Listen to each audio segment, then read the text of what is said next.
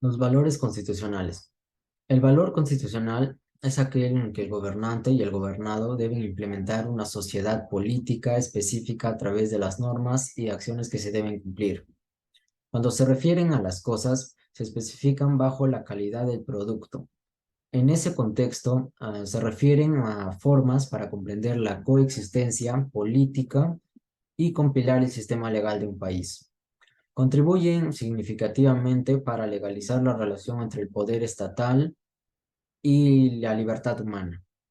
En pureza, estas son cualidades o características que se deben a actividades humanas y a los bienes u objetos de su entorno basados en juicios éticos colectivos sobre su alcance y contenido.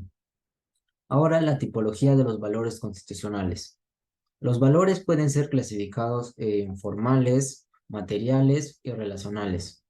Primero, los valores formales son aquellos que afectan a la persona externa del orden constitucional, lo que nos permite garantizar su funcionamiento en términos de justicia procesal en los sistemas de la creación, aplicación o reforma de las reglas estatales, así como desde un punto de vista de decisiones políticas, por ejemplo, el caso de la justicia legal y la igualdad formal.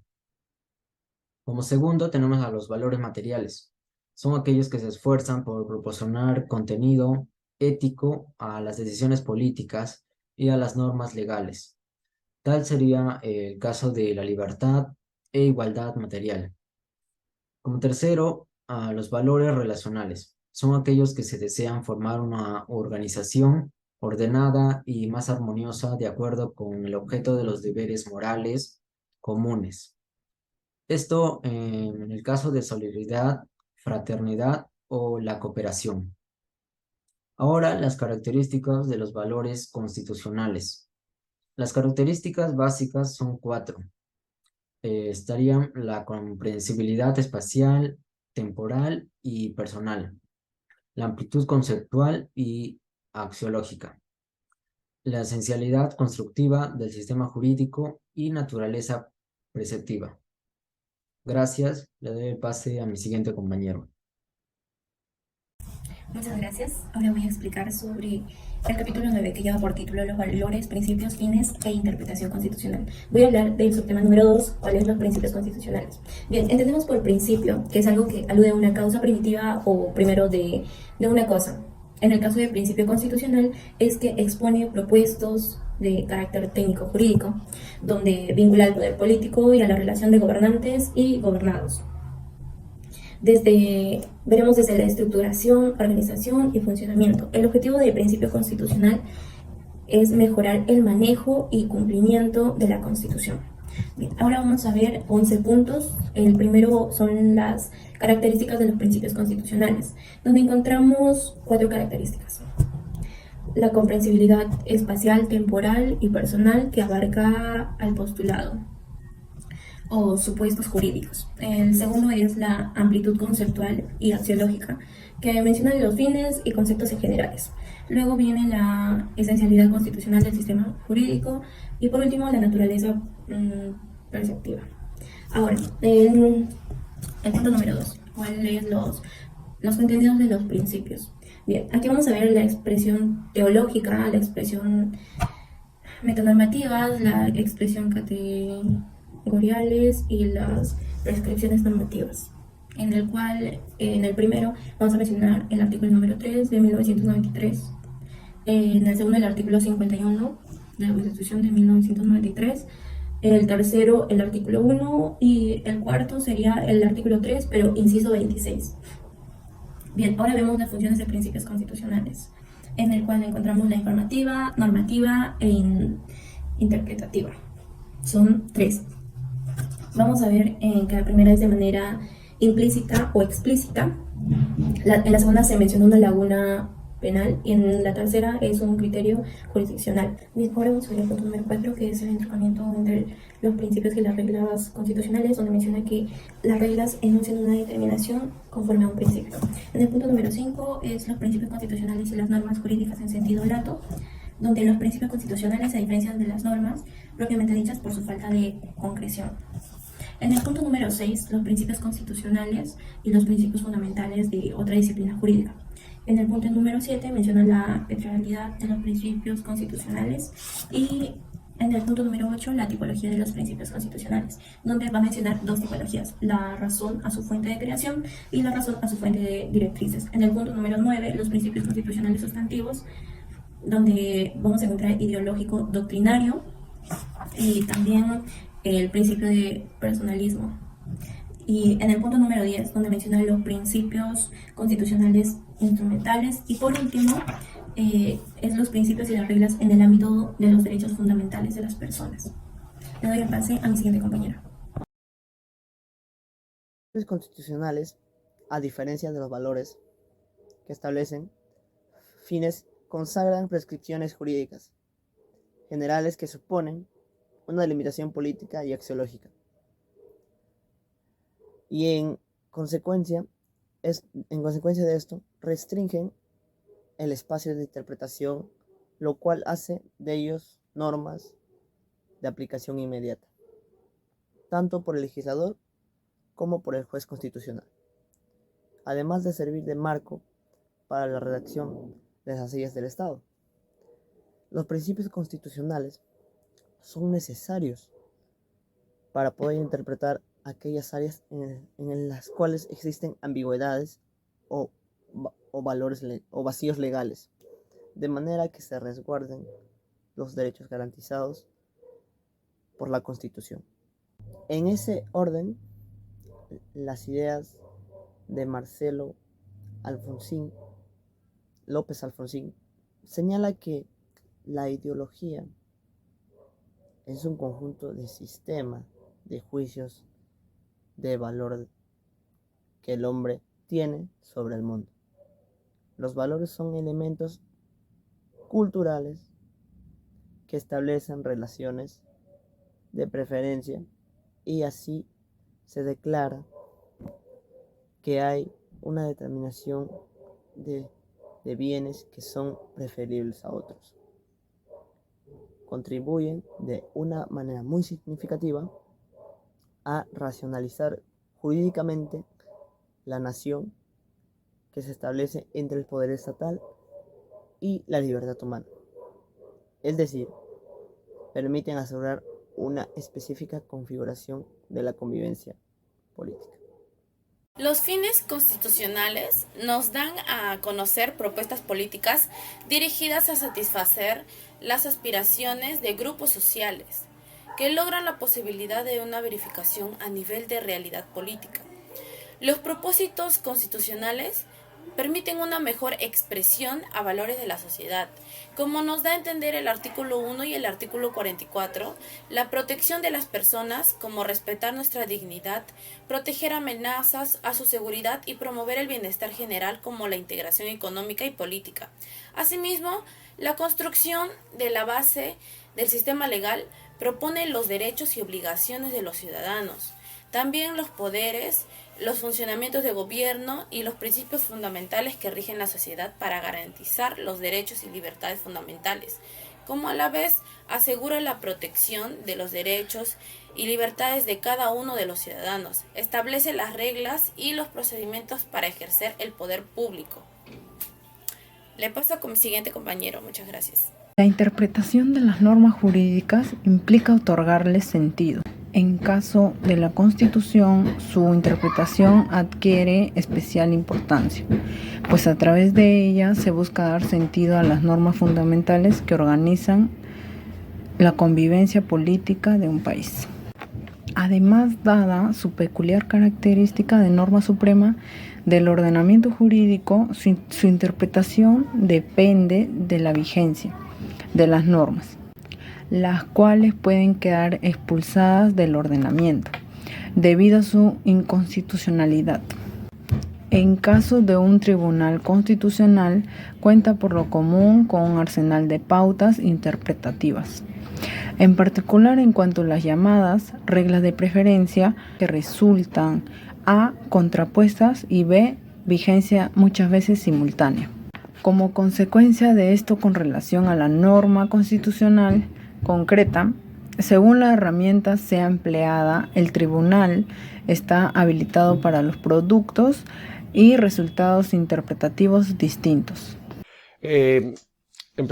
Continuando con la exposición, vamos a hablar sobre los criterios metodológicos en el proceso de interpretación constitucional. Según Cesarlanda, de 2013, cito: las tradicionales reglas de interpretación de la ley con que actúa el legislador ordinario resultan necesarias pero insuficientes para la interpretación constitucional contemporánea. Dicho en otras palabras, está muy bien el método actual, pero necesitamos un poco más.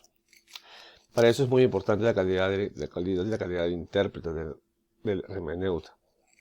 ¿Qué es el hermeneuta? Que practica la hermenéutica. ¿Qué es la hermenéutica? Es una técnica de interpretación de un texto, de escritos, ¿no?, cuyo propósito principal es en servir de ayuda en el área comprensiva del texto, ¿no? O sea, ¿para qué sirve el texto? Es un estudio profundo de un texto, en este caso, el texto constitucional. El intérprete debe llevar a cabo una aproximación a priorística, teleológica, axiológica. ¿Qué es eso? ¿Qué entendemos por aproximación a priorística? Que es un criterio para dirigir el proceso interpretativo. Teleológico, porque es una cualidad de indagar en el sentido del último de la realidad, es decir, el para qué estamos haciendo las normas, ¿no? Y axiológico, que significa los valores, relacionado a los valores.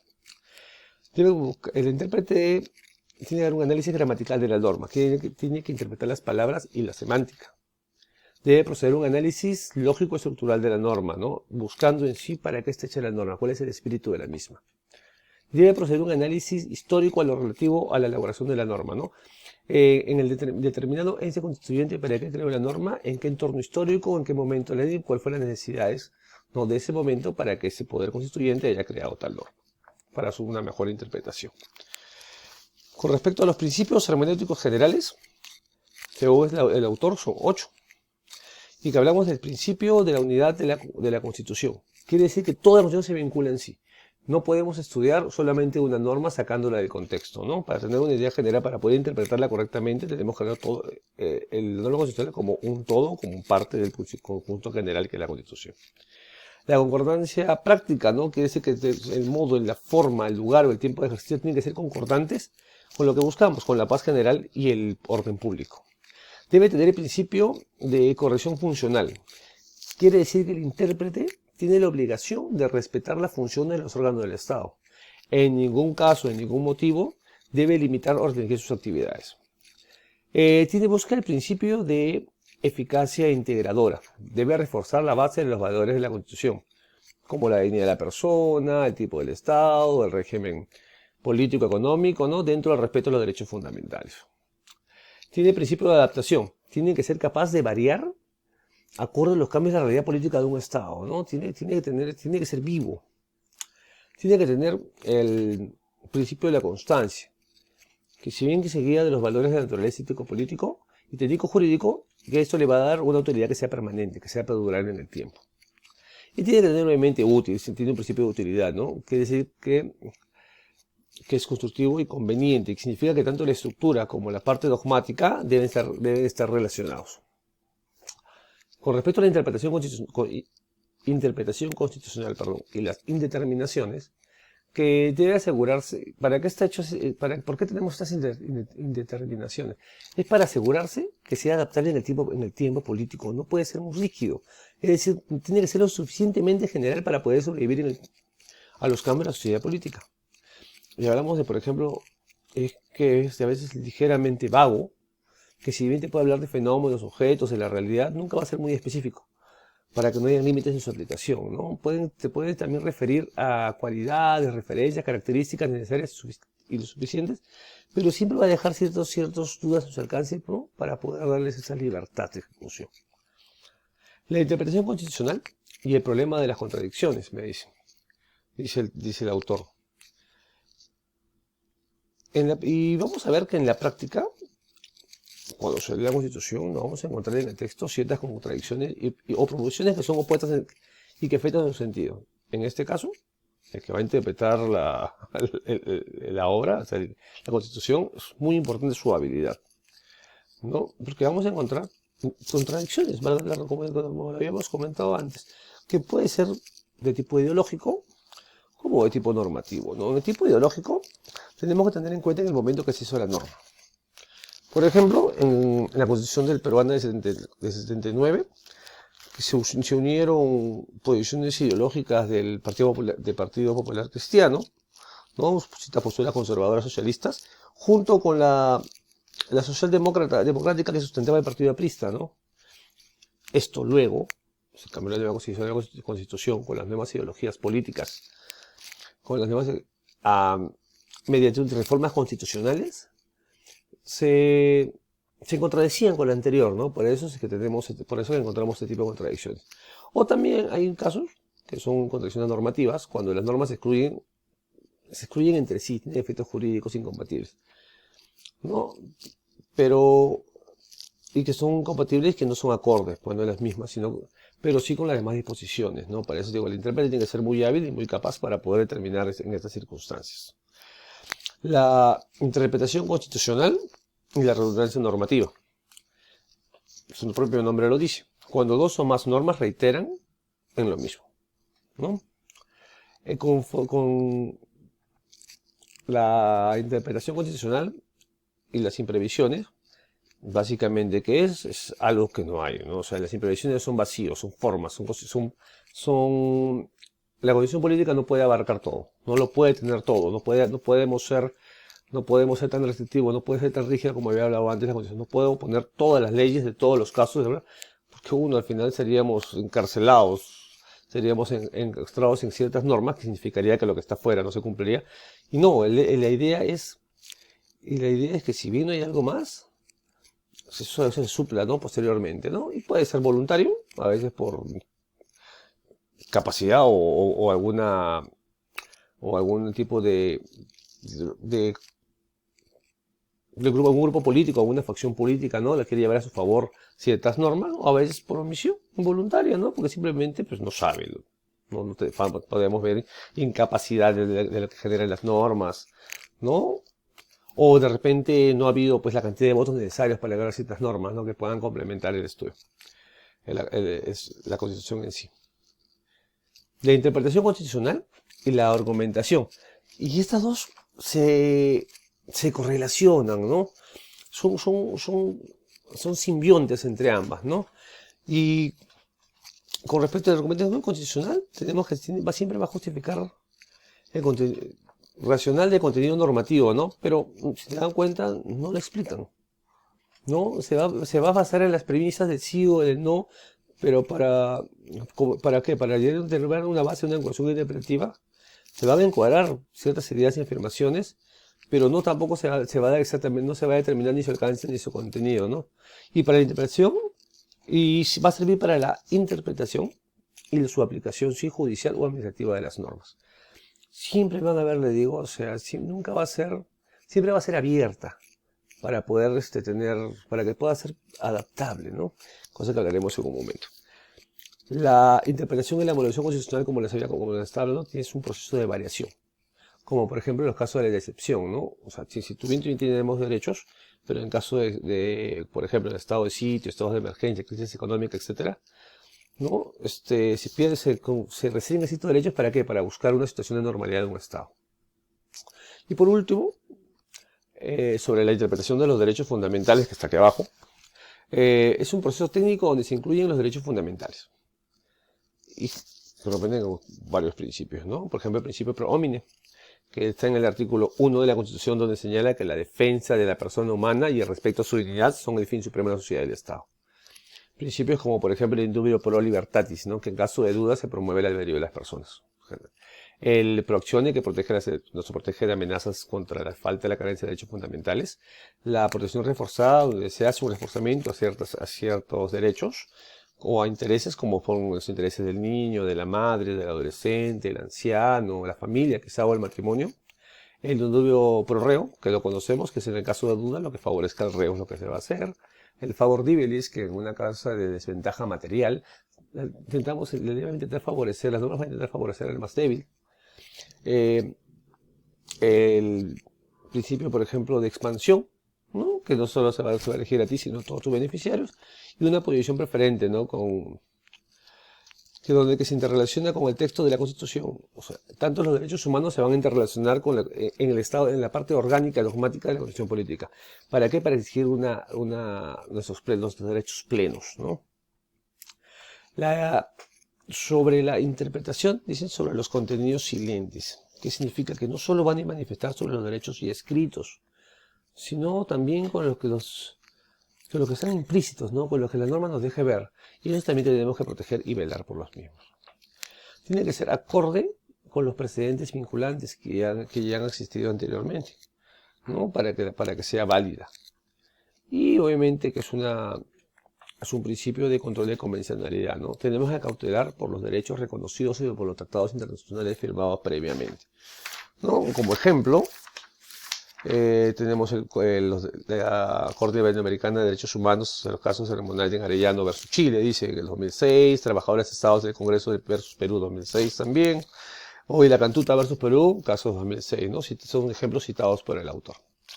Espero que haya sido claro. Sé que hemos tenido muchos términos, quizás no conozcamos, pero estamos prestos a resolver cualquier tipo de interrogante. Muchas gracias, me despido.